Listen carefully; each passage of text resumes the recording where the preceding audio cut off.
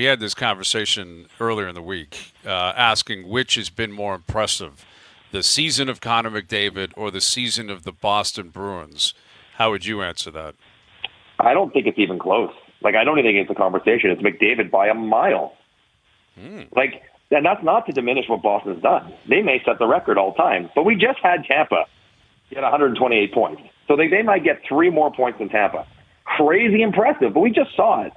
Like, we haven't seen someone get 150 points since I think 156 is just Mario and Wayne. Like, those are the guys who have done that. So, like, he's, it's a different level. And the fact that he's going to win the scoring race by 35 points, and the fact that he's going to win goals and assists, and obviously points. Like, these are stuff that we haven't seen in forever, and it's really just been the greatest players in a different era that have been able to do that. So to me, I think it's McDavid. Like, I think it's, as amazing as Boston's been, I think just the numbers and the uniqueness of what he's doing offensively, we've just not seen. So it's more impressive to me, the individual over the team success, because the team success is quite close to what we've seen recently.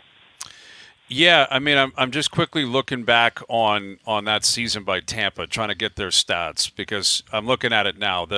They had 128 points, and the second place team overall was Calgary and Boston. Actually, they were both at 107, and they had a plus 103 goal differential that year. You look at Boston now.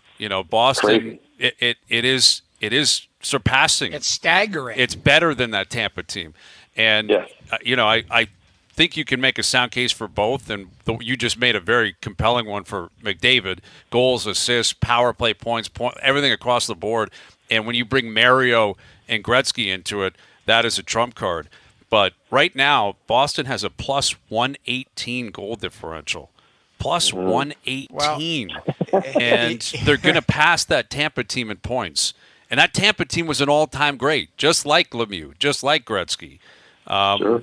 I think to do it in a tougher Eastern Conference with more of the high-end teams, like Tampa and Toronto in their division, would make me lean Boston. Wow. And I just, again, they got 12 losses on the season. It's remarkable what they've done. One more thing into it, Hayes, is, I mean, who in September thought that Boston could ever do this? I think we talked about McDavid going, I think we could see this guy doing 150 points.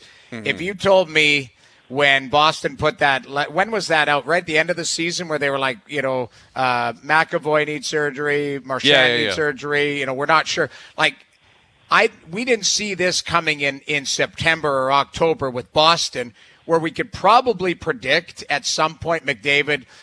We all talked about, like, this guy is going to score 50. He is going to get 130, 140 points. So he has had an insanely special season.